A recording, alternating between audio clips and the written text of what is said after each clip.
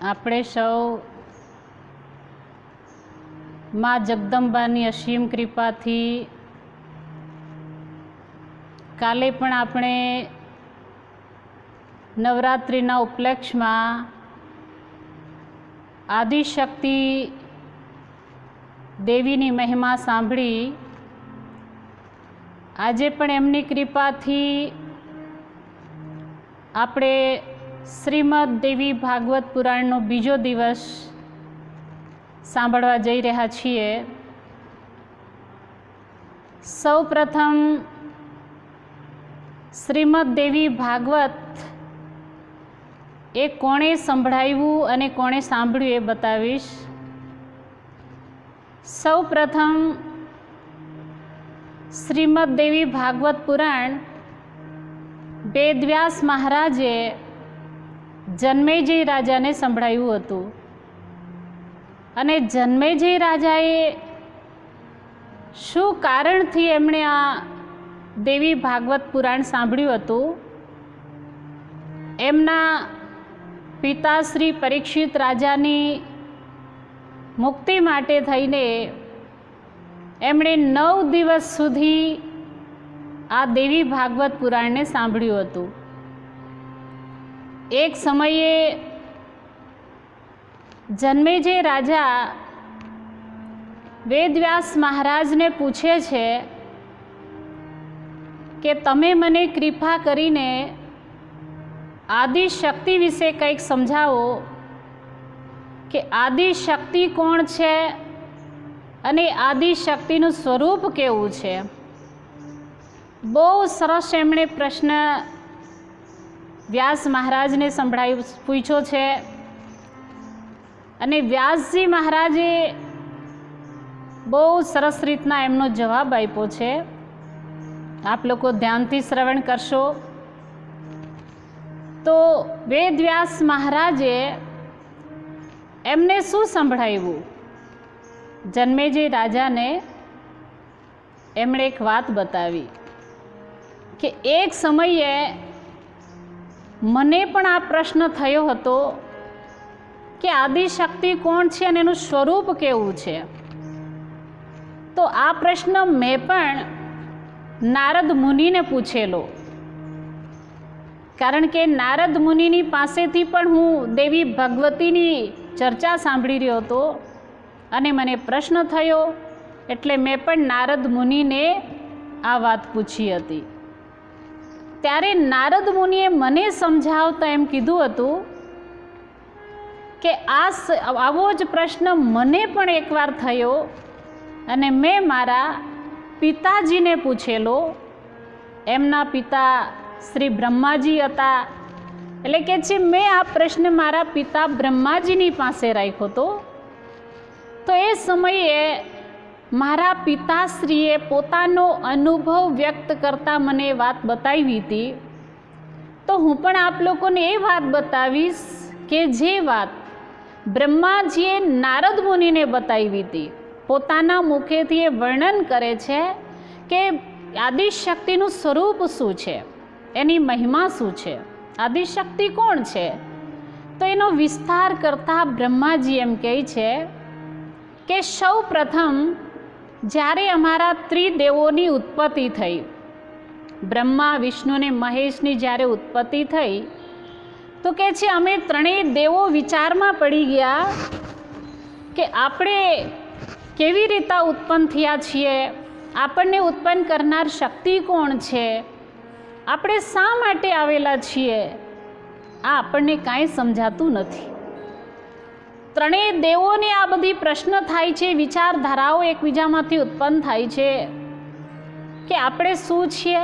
હવે આપણે જાણવું હશે, આપણે કોણ છે જાણવું હશે તો આપણે શું કરીએ?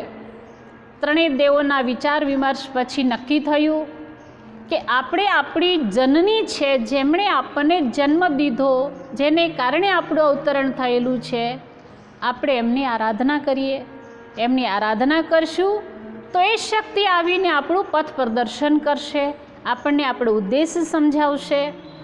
એટલે ત્રણેય દેવો આદિશક્તિની પ્રાર્થના કરવા લાગે છે. તો બ્રહ્માજી નારદજીને કહે છે કે અમે ત્રણેય આરાધના કરવા લાગ્યા, મા ભગવતીની સ્તુતિ કરવા લાગ્યા કે હે મા, હે જગત જનની, અમે કયા ઉદ્દેશ્યથી અહીંયા આવેલા છીએ એ અમને ખબર નથી. ખરેખર આજ આપણે પણ એ વસ્તુ વિચારવી જોઈએ કે આપણે સંસારમાં આવ્યા છીએ, શેના માટે આવ્યા છે, આપણો ઉદ્દેશ શું છે, આપણું લક્ષ્ય શું છે, આપણે વિચારવું જોઈએ. પરંતુ આપણે વિચાર કરતા નથી અને એને કારણે આપણે આપણા લક્ષ્યની પૂર્તિ નથી કરતા. આપણો ધ્યેય શું છે એ નથી સમજી શકતા. પરંતુ એ ત્રિદેવની અંદર જ્યારે વિચાર આવ્યો એટલે ત્રિદેવે માતાની આરાધના કરી અને જ્યારે એમની સ્તુતિ અને આરાધનાને કારણે શ્રી ભગવતી મા પ્રગટ થાય છે અને શ્રી મા ભગવતી પ્રગટ થાય છે, બધાએ દર્શન કરે છે, હાથ જોડીને વિનંતી કરે છે કે મા, અમે એ નથી સમજી શકતા કે અમે કોણ છીએ, અમે શા માટે આવેલા છીએ, અમારો ઉદ્દેશ્ય શું છે, અમારું કાર્ય શું છે, અમને સમજણ નથી પડતી. મા, કૃપા કરીને તમે અમને એ સમજાવો કે અમે કોણ છીએ અને શા માટે આવેલા છીએ. આ પ્રાર્થના વાત સાંભળી આદિશક્તિ ભગવતી ત્રણેય દેવોને સંબોધીને કહે છે કે તમારી ઉત્પત્તિ મારા દ્વારા થયેલી છે અને તમારું જે કાર્ય છે એ હું આપ લોકોને બતાવું, તમે ધ્યાનથી સાંભળો. ત્રિદેવો સાવધાન થઈને માની વાત સાંભળી રહ્યા છે. શ્રી માએ કીધું, સૌથી પહેલાં બ્રહ્માજીને કહે છે કે તમે જે આ સંસારની અંદર આવેલા છો, તમારું જે પ્રાગટ્ય થયેલું છે તો તમારો એક ઉદ્દેશ્ય છે, તમારે સૃષ્ટિની રચના કરવાની છે, આ તમારું કાર્ય છે. એટલે બ્રહ્મા, તમે તમારું આ કાર્ય કરો. ત્યાર પછી વિષ્ણુ ભગવાનને કહે છે કે તમે વિષ્ણુ છો અને તમારું જે કાર્ય છે એ બધાયનું પાલન કરવાનું છે. અને શંકર ભગવાનને કીધું કે તમે શંકર છો, તમારું કાર્ય છે કે બધાયનો સંહાર કરવાનો છે.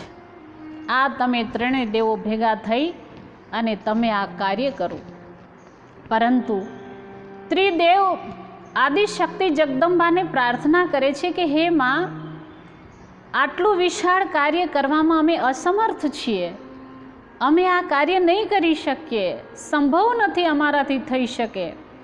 માટે હે મા, અમને કંઈ માર્ગદર્શન કરો, કારણ કે આ કાર્યમાં અમે કુશળ નથી.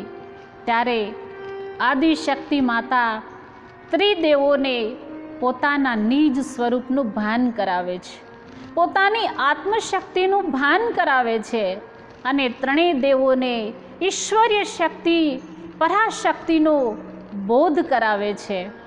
જ્ઞાન પ્રાપ્ત થયા પછી દેવીએ કીધું કે આ પ્રકારે તમે સાધના કરો, તમારી અંદર શક્તિ પ્રગટ થશે અને એ શક્તિ દ્વારા તમે તમારા કાર્યની અંદર કુશળતા પ્રાપ્ત કરી શકશો. ત્રિદેવોએ આદિશક્તિની પાસેથી જ્ઞાન પ્રાપ્ત કર્યું. જ્ઞાન પ્રાપ્ત કર્યા પછી ત્રણેય દેવો સમાધિની અંદર બેસે છે, જ્ઞાન વિમાનની અંદર બેસે છે. અને જે વ્યક્તિ જ્ઞાન વિમાનમાં બેસી ગયો એ એવા ધામની અંદર પહોંચી જાય છે કે જે ધામની કોઈ દિવસ કોઈ કલ્પના પણ ન કરી હોય. એવા સરસ જ્ઞાન વિમાનની અંદર ત્રિદેવો બેઠા છે. ત્રણેય પોતાની સાધનાની અંદર લીન છે. ત્રણેય એટલા સરસ સમાધિમાં એકદમ તલ્લીન થઈ મન એકાગ્ર કરીને આદિશક્તિના બતાવેલા બીજરૂપ નામની અંદર પોતાની સુરતાને પૂરવે છે. આવી રીતના ત્રણેય દેવો સાધનામાં મગ્ન બન્યા છે. પરંતુ બ્રહ્માજી નારદજીને કહે છે કે હે નારદ, જે સમયે અમે સાધનામાં બેઠા, ધ્યાનમાં બેઠા, ત્યારે ધ્યાનની અંદર અમને એટલી અલૌકિક અનુભૂતિ થઈ, એ અનુભૂતિ હું તમને બતાવું છું. એમ કહી બ્રહ્માજી નારદજીને બતાવે છે કે જે એમણે ધ્યાન દ્વારા અનુભૂતિ કરી હતી. તો કહે છે કે અમે જ્યારે ધ્યાનમાં બેઠા તો અમને એક આશ્ચર્ય તો એ લાગ્યું કે હજી તો અમે ત્રણ જ દેવ ઉત્પન્ન થયેલા છીએ અને એ સમયમાં બીજું પાણી સિવાય કંઈ છે જ નહીં, જળ સિવાય કંઈ છે જ નહીં. છતાં પણ જ્યારે અમે સમાધિની અંદર પ્રવેશ કર્યો તો સમાધિમાં અમે એવો અનુભવ કર્યો કે ત્યાં પહાડો છે, નદીઓ છે, ગુફાઓ છે, પશુ છે, માનવ છે, બધું જ ઉપલબ્ધ હતું. અને એમાં પણ આ બધું આશ્ચર્ય તો એ કે જ્યારે મેં ધ્યાનની અંદર જોયું તો એવું અનુભવવામાં આવ્યું કે મેં એમાં એક બીજું બ્રહ્મલોક જોયું. અને બ્રહ્મલોકની અંદર બ્રહ્માજી બિરાજમાન હતા. શિવલોક પણ જોયું જેમાં શિવજી બિરાજમાન હતા.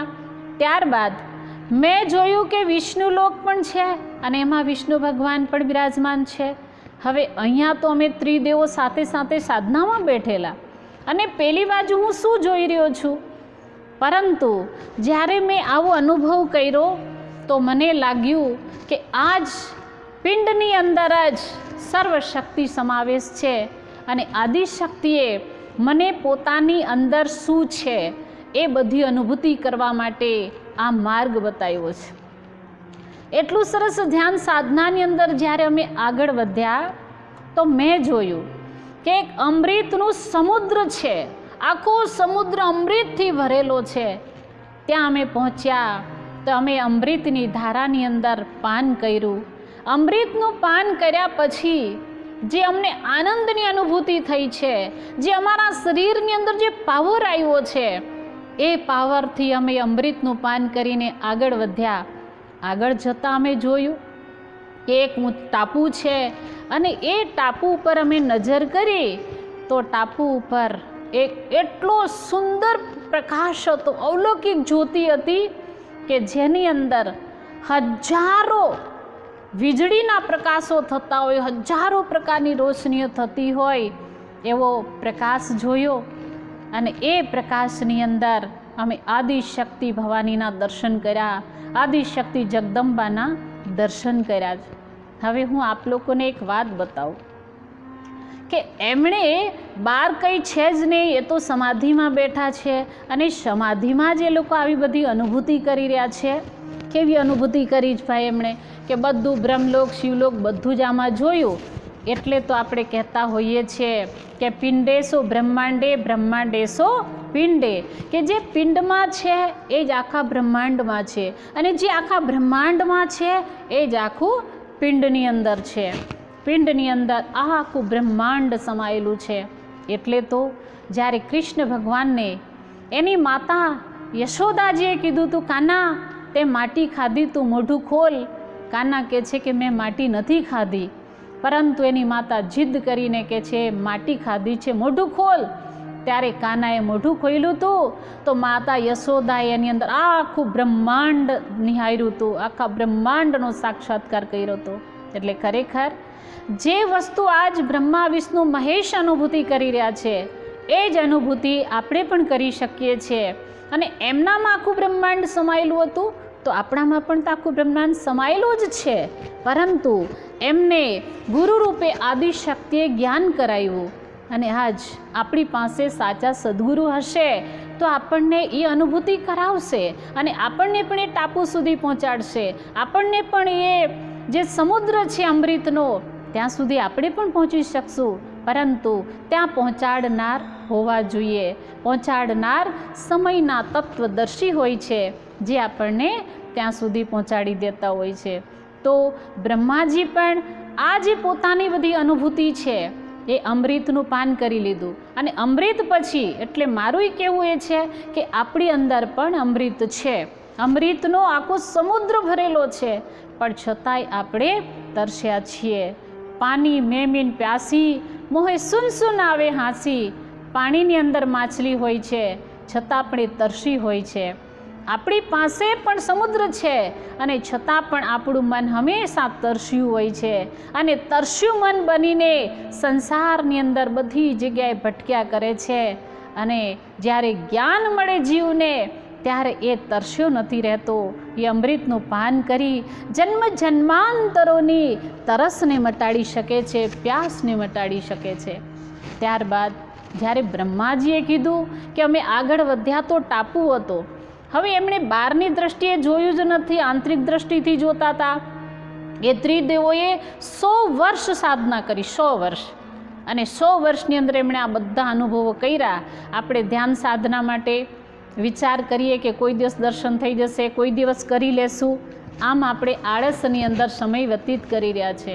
આપણે થોડી વાર બેસીએ અને વિચાર કરીએ મને દર્શન થઈ જવા જોઈએ, પણ અહીંયા ત્રિદેવોએ 100 વર્ષ સુધી સાધના કરી અને આટલા બધાય અનુભવો કર્યા. એટલા અલૌકિક અનુભૂતિની આનંદ એમણે લીધો.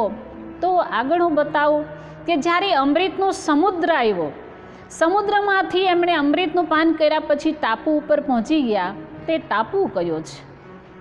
તો આપણી પાસે ટાપુ કયો છે એ બતાવું આપ લોકોને કે આપણું જે મસ્તિષ્ક છે, જે આપણું બ્રહ્મરંધ્ર છે, એ ટાપુ છે. એને ટાપુ શું કામ કીધો?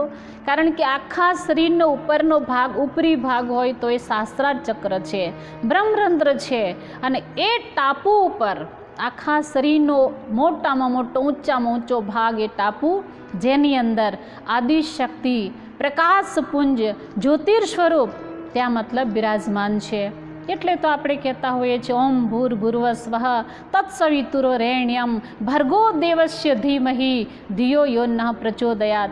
એ ભર્ગો સ્વરૂપ જ્યોતિર પરમાત્મા, જ્યોતિષ શક્તિ જે છે એ આપણા ઉપરી ભાગની અંદર, મસ્તિષ્કની અંદર પરાશક્તિ ત્યાં વિદ્યમાન છે. અને એ પરાશક્તિનું જે સ્વરૂપ છે એ સ્વરૂપનું વર્ણન કદાચિત જ કોઈ કરી શકે છે.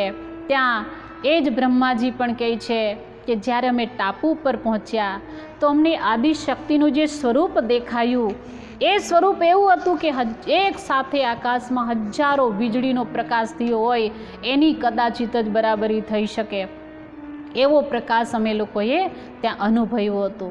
તો બ્રહ્માજીએ આ બધી અનુભવની વાતો એમણે નારદ મુનિને કહી હતી. અને નારદ મુનિએ વ્યાસ મહારાજને સંભળાયું હતું, ને વ્યાસજી આજ જન્મેજય મહારાજને આ વસ્તુ સંભળાવી રહ્યા છે. આ જ્યારે સાંભળ્યું ત્યારે જન્મેજય મહારાજ ફરી પાછા પૂછે છે વેદ વ્યાસ મહારાજને કે મહારાજ, હવે તમે મને કૃપા કરીને એ કહો કે એ લોકોએ જે અનુભવ કર્યો છે એ અનુભવથી એમને શું એવું લાગ્યું કે પાવર આવ્યો? તો ત્રણેય દેવોની વાત આવે છે એવી કે જ્યારે તેઓ ટાપુ ઉપર પહોંચ્યા અને જ્યારે આદિશક્તિનો પ્રકાશ જોયો, અનુભવ કર્યો, ત્યારે ત્રણેય દેવો જુદી જુદી પ્રાર્થના કરવા લાગે છે.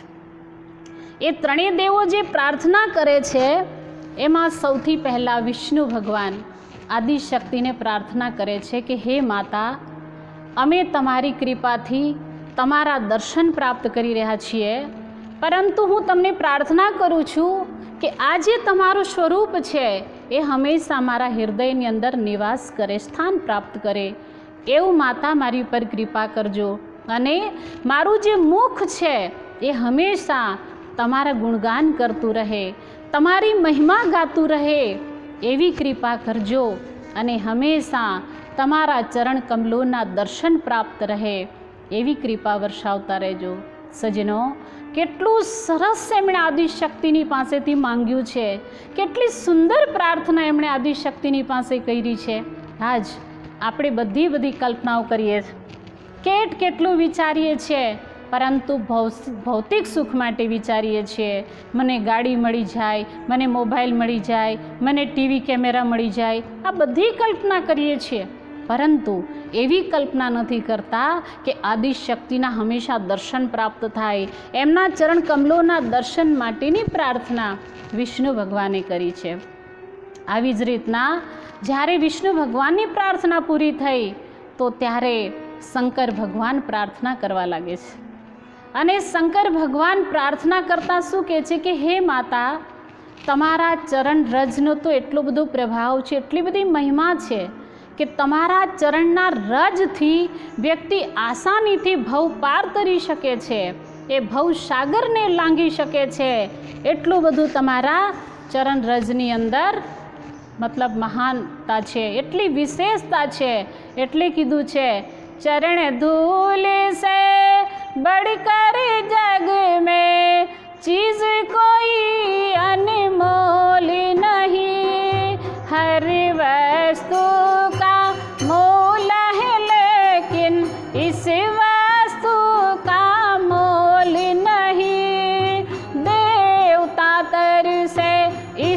धूलि को यह धूलि कितनी पावन, जन्म जन्म के रोग मिटावे, सुख से भर दे यह दामन, धूल तेरे चरणों की माता।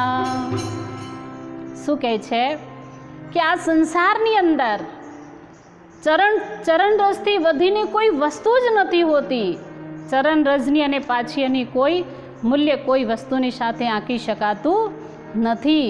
એટલે તો રામચરિત માનસની અંદર પણ તમે સાંભળ્યું હશે કે ભગવાનના ચરણ રજને કારણે તો અહલ્યા પણ એક સુંદર નારી બની ગઈ, પોતાનો વિવેક પાછો જાગૃત થઈ જાય છે.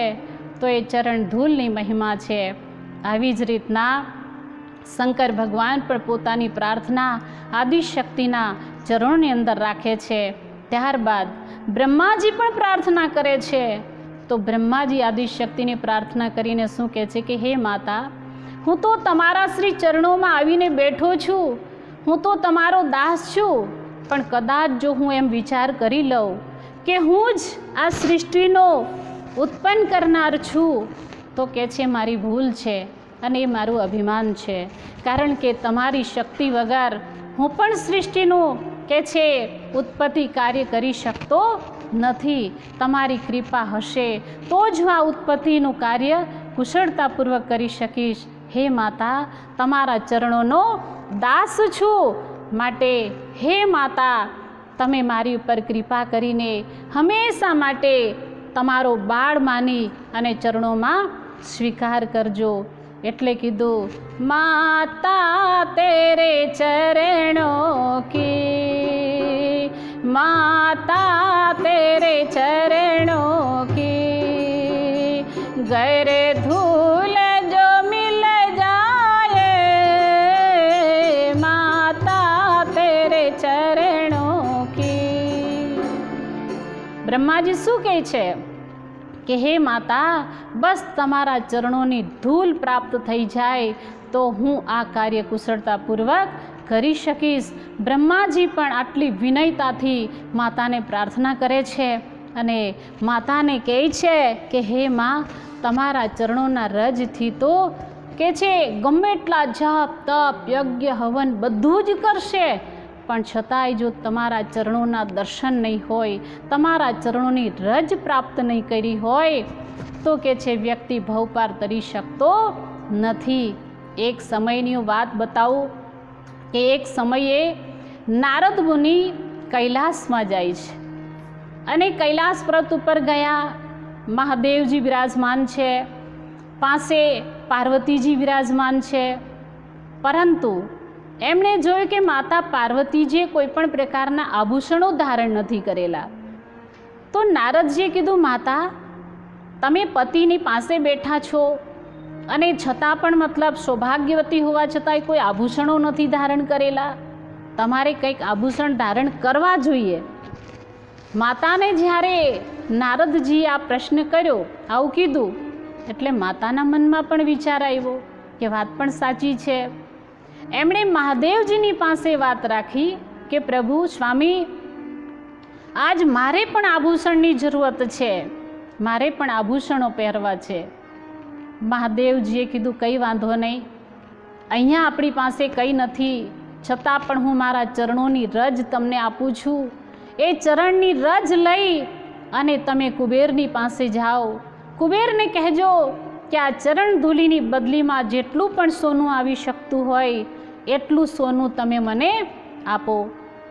માતા પાર્વતીજી મહાદેવજીના ચરણોની રજ લઈને જાય છે, પણ માતાના મનની અંદર થાય છે કે આ ચરણ રજ, આટલી એવી ચરણ રજની અંદર એ મને શું સોનું આપશે.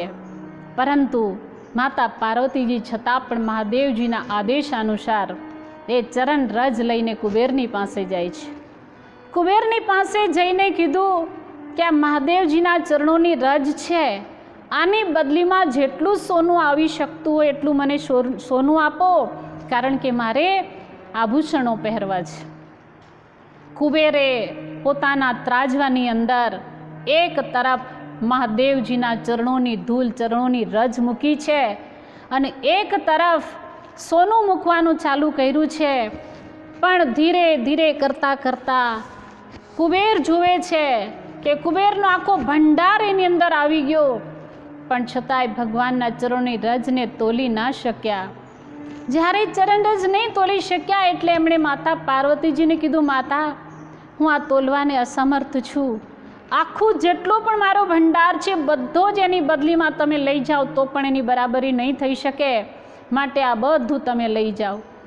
માતા પાર્વતીજીએ કીધું, હું સૌથી પહેલાં મહાદેવજીની આજ્ઞા લઈને આવું, અગર એ કહેશે તો આ બધું સ્વીકાર કરી શકું.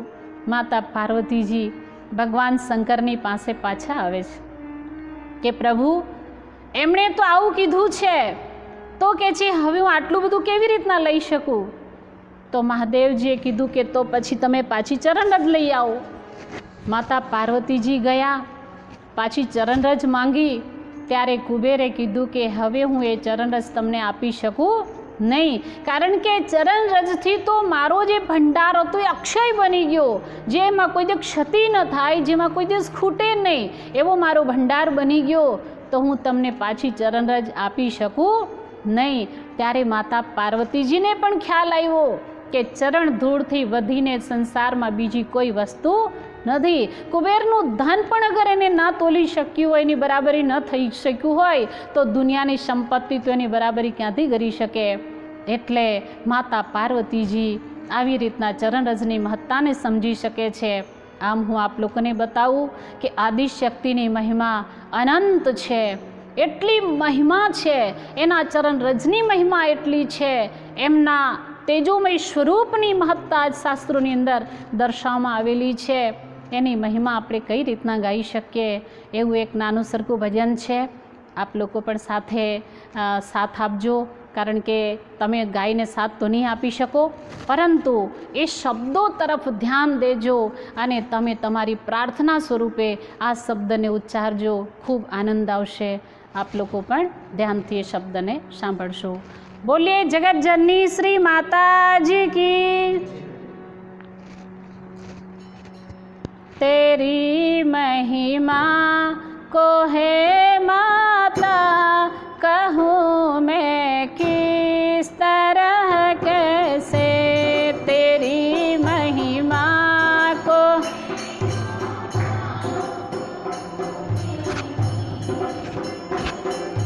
से तेरी लीला अगोचर है, बताऊँ किस तरह कैसे, तेरी लीला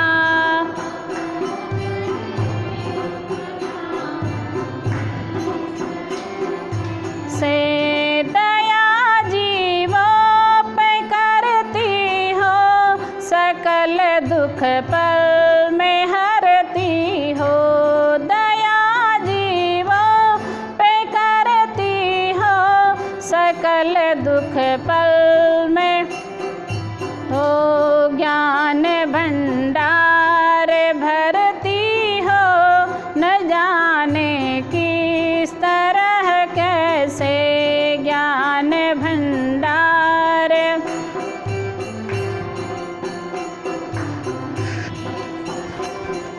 से तेरी महिमा को है माता, कहूँ मैं किस तरह कैसे, तेरी महिमा को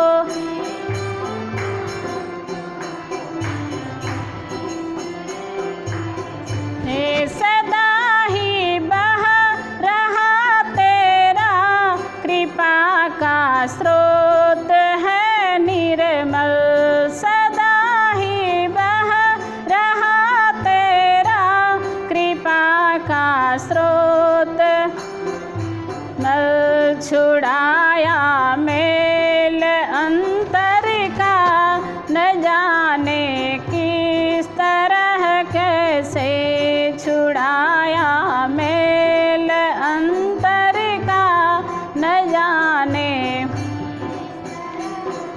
से तेरी महिमा को है माता, कहूँ मैं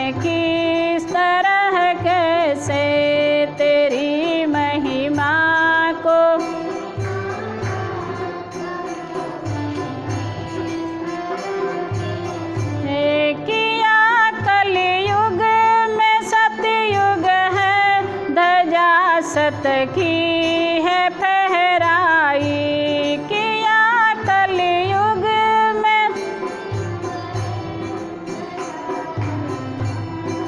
फहराई। धर्म पूंजी है भरवाई, न जाने किस तरह कैसे।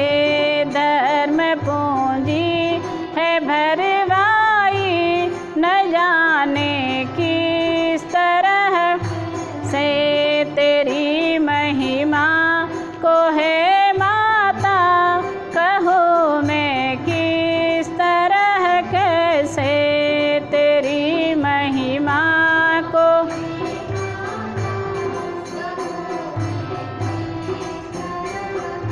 से तेरी लीला अगोचर है, बताऊं किस तरह कैसे। तेरी लीला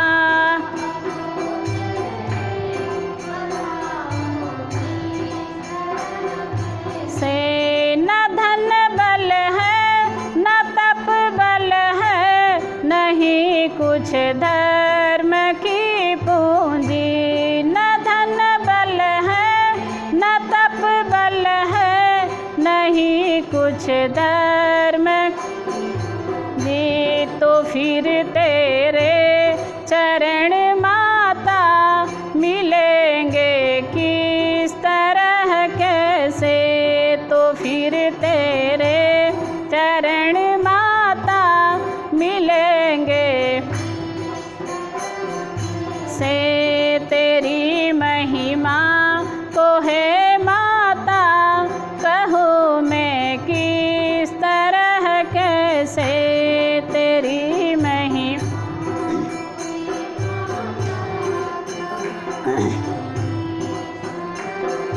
से करे आदेश पालन हम, छूटे जगत का बंधन। करे आदेश पालन हम, छूटे जगत का। तेरी वाणी में आकर्षण भरा है, किस तरह कैसे। तेरी वाणी में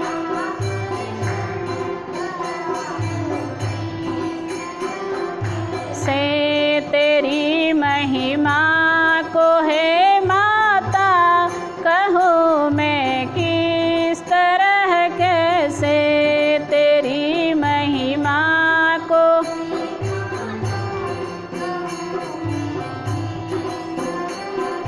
से तेरी लीला अगोचर है, बताऊं किस तरह कैसे। तेरी लीला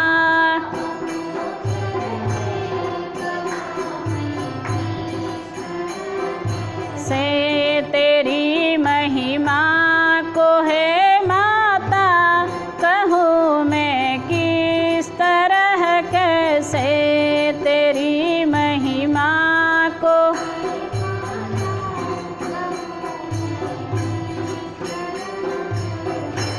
बोलिए आदि शक्ति जगदम्बे मात की। जो सजनो આવી રીતે ત્રિદેવોએ માતાની ખૂબ મહિમા ગાઈ. પોતાના મુખેથી ત્રણેય દેવોએ પ્રાર્થના કરી, સ્તુતિ કરી અને આદિશક્તિના જ પ્રભાવથી એમની શક્તિ દ્વારા ત્રિદેવો કાર્ય કરવામાં કુશળ બની શક્યા છે. આ વાત બ્રહ્માજીએ નારદજીને સમજાવી.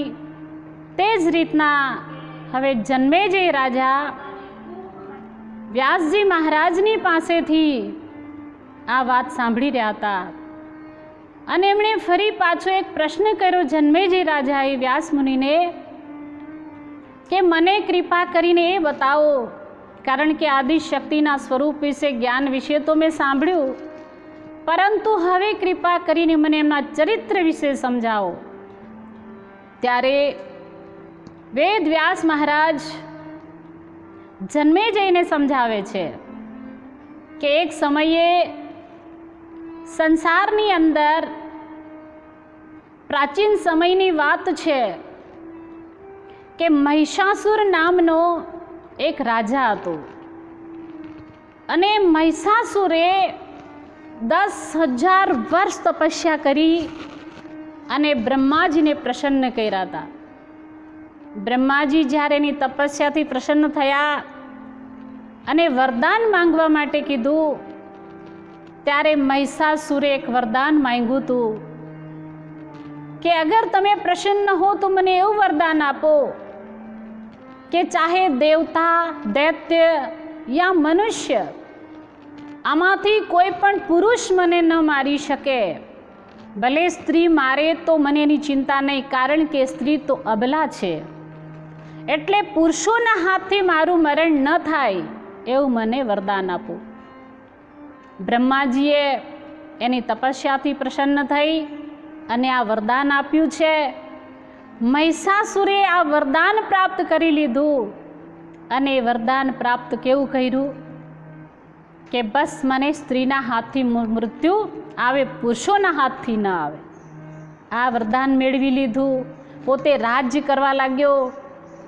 એક સમયની અંદર એણે એટલો દેવતાઓને બધાને ત્રાસ આપ્યો અને દેવતા લોકો એની સાથે યુદ્ધ કરે છે, છતાં દેવતાઓ જીતી નથી શકતા. એની સાથે યુદ્ધમાં તો બ્રહ્મા, વિષ્ણુ, મહેશ પણ જોડાઈ ગયા, છતાં પણ યુદ્ધમાં જીતી ન શક્યા. એટલે બધાય હારીને પોતપોતાના સ્થાને પાછા જતા રહ્યા. પરંતુ ધીરે ધીરે મહિષાસુરનો એટલો બધો લોકોની ઉપર ભયંકર ત્રાસ હતો, બધાયને પરેશાન કરી રહ્યો હતો, બધાયને દુઃખ પહોંચાડી રહ્યો હતો. આ હાલતની અંદર દેવતાઓ પણ પરેશાન થાય છે, દેવતાઓની ઉપર વારંવાર ચઢાઈ કરે છે.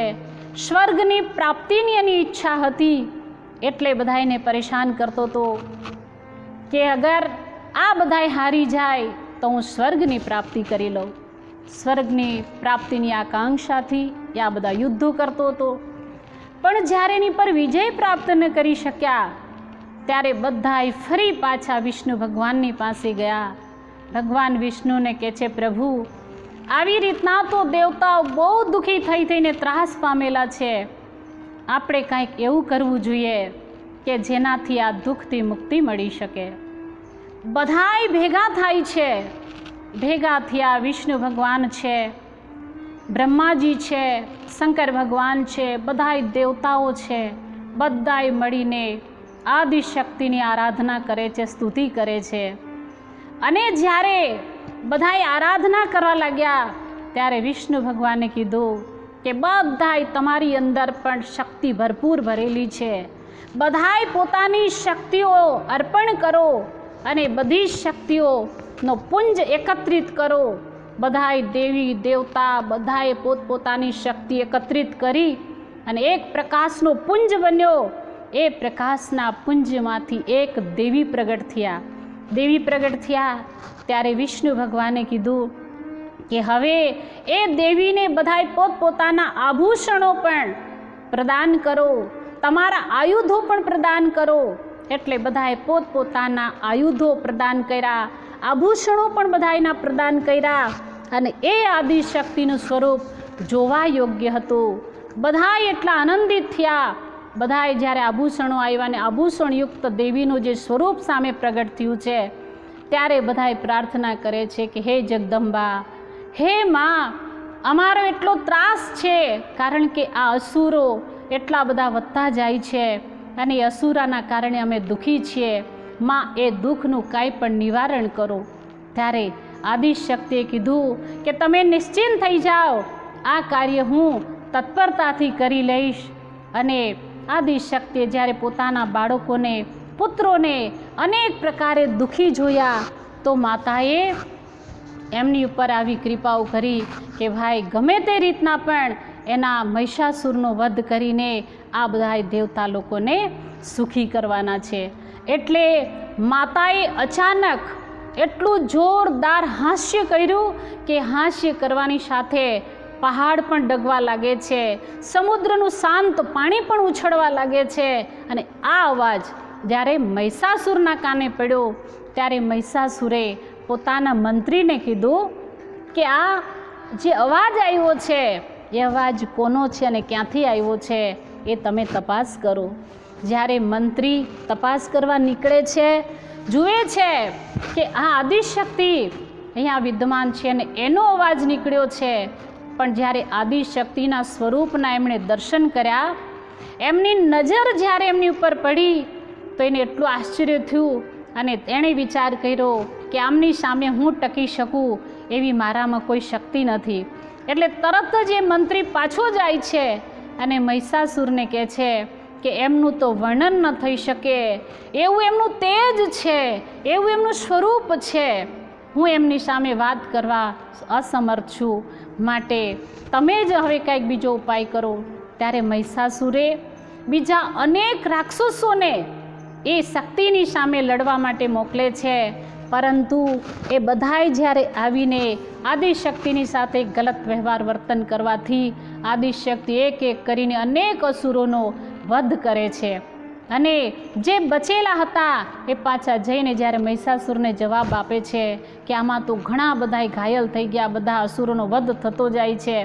ત્યારે મહિષાસુર કહે છે કે હવે જે બચેલા છે એને પણ પાછા મોકલો અને એને એમ કહો કે એકવારી કહી દે કે તમે મારા પટરાણી બની જાઓ, બસ હું ખાલી આટલું જ ચાહું છું.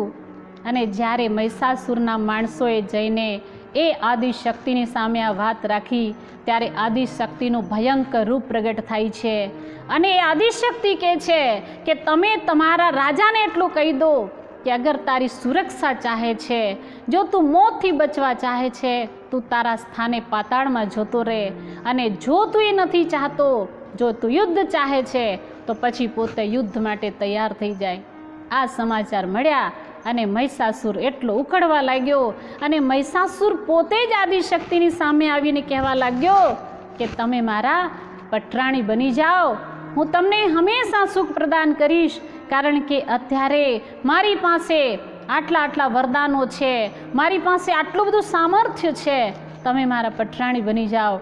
પણ આદિશક્તિ જ્યારે આ સાંભળે છે ત્યારે એકદમ ક્રોધની અંદર આવીને એ મહિષાસુરનો વધ કરે છે. અને મહિષાસુરનો વધ કર્યો એટલે ત્યાં બધા જે દેવી દેવતાઓ હતા એ દેવી દેવતાઓએ માની સ્તુતિ કરીને કીધું કે માં, આજ પછી તમારું નામ મહિષાસુર મર્દની પડશે. એટલે આપણે માતાનું એક નામ એ પણ કહીએ છીએ, મહિષાસુર મર્દની જગદંબા.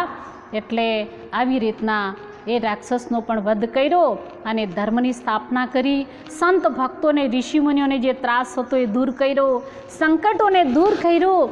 અને માતાએ સંસારની અંદર જ્ઞાનની નદીઓ વહેવડાવવાનો પ્રયત્ન કર્યો છે. પોતાના સ્વરૂપ દ્વારા જીવને કલ્યાણ થાય એવો માર્ગ એમણે પ્રદાન કર્યો છે. સજ્જનો, આપણે પણ આજે એ જ વિચારવાનું છે કે આટલું વરદાન એણે મેળવી લીધું હતું કે ભાઈ કોઈ પુરુષોના હાથી ન મળે, પણ મહિષાસુર એ ભૂલી ગયો હતો કે સંસારની અંદર એક એવી શક્તિ પણ પાવરફુલ હોય છે કે જેને અબળા સમજવી એની ભૂલ હતી. કારણ કે એને ખબર નહોતી કે આદિશક્તિના કારણે આખી સંસારની રચના થયેલી છે, આખી સૃષ્ટિ એની શક્તિથી ચાલે છે.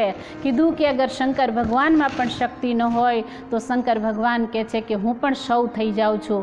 અને આપણે જોઈએ છીએ કોઈ પણ જ્યારે પડી જાય છે તો એમ કહે છે કે મારી અંદર હવે શક્તિ જ નથી રહી, કમજોર બની જાય ત્યારે પણ કહેતોય મારામાં શક્તિ જ નથી. એનું મતલબ કે આપણી અંદરથી શક્તિ જ નહીં રહેશે તો આપણામાં બોલવાનો સાંભળવાનો કોઈ પાવર નહીં રહે. પરંતુ મહિષાસુર આ વસ્તુ જ ભૂલી ગયો તો કે આજ આ સંસારને તારનાર કોઈ શક્તિ પણ છે. એટલે એણે વરદાન માંગ્યું, પણ છતાંય સ્ત્રીના હાથે મરણ હતું એટલે બ્રહ્મા વિષ્ણુ મહેશ પણ એનું કાંઈ બગાડી નહીં શક્યા. પરંતુ આદિશક્તિએ જગદંબાએ સંસારમાં આવીને મહિષાસુરનો વધ કરી અને મહિષાસુર મર્દની નામ ધારણ કર્યું છે. તો આપણે પણ એના જેવા વિચારો ન ધરાવતા આપણે એવા સદવિચારોને આપણી અંદર બનાવવાના છે. ને આપણી અંદર સદવિચારો ક્યારે આવશે? જ્યારે મહાપુરુષોની સંગતિ કરશું, મહાપુરુષોના સાનિધ્યમાં રહીશું, મહાપુરુષોના સત્સંગ વિચારોથી લાભ લઈશું, તો આપણા વિચારો પણ સદવિચારો બની શકશે.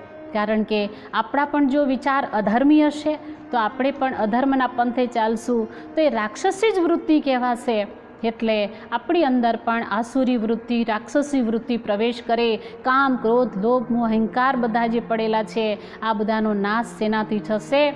તે કીધું આદિશક્તિની આરાધના, ભક્તિ, ધ્યાન આ કરવાથી જ મતલબ આપણે પણ આ બધી વૃત્તિઓથી દૂર થઈ અને સદવિચારો ધારણ કરી જીવનને સફળ બનાવી શકશું. અહીં મારા વિચારોને પૂરા કરું છું. આવતીકાલે પણ આપણે આવી જ રીતના સત્સંગ કાર્યક્રમથી લાભ પ્રાપ્ત કરશું. આદિશક્તિની મહત્તા વિશેનો કાલે પણ આપણે લાભ લઈશું. બોલીએ શ્રી સદગુરુદેવ મહારાજ કી.